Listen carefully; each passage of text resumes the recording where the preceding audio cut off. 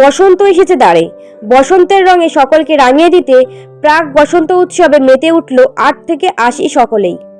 পুরপিতা তথা মেয়র পরিষদ সদস্য জীবন সাহার উদ্যোগে মেট্রোপলিটন দুর্গাবাড়িতে এক অভিনব বসন্ত উৎসবে সামিল হলো সকলেই।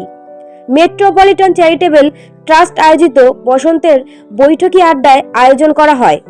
বসন্ত বরণ উৎসবে ফুলের আবিরের মেতে উঠল কচিকাচারা। নৃত্যের তালে তালে মেতে উঠল দুর্গাবাড়ি প্রাঙ্গণ।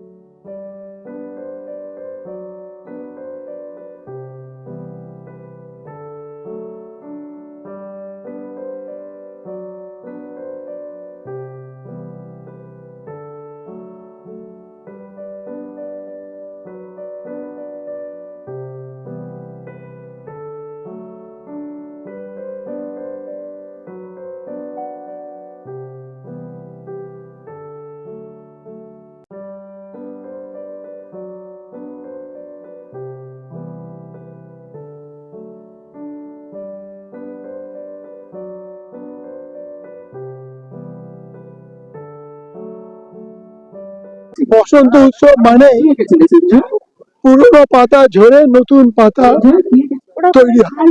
আবার নতুন করে এই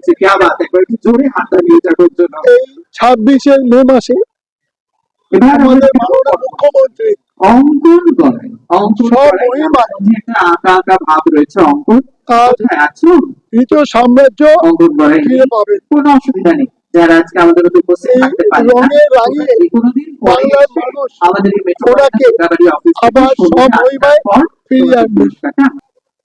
বসন্ত মানেই একটা রঙিন আওয়াজ, বসন্ত মানে আনন্দের ছোঁয়া।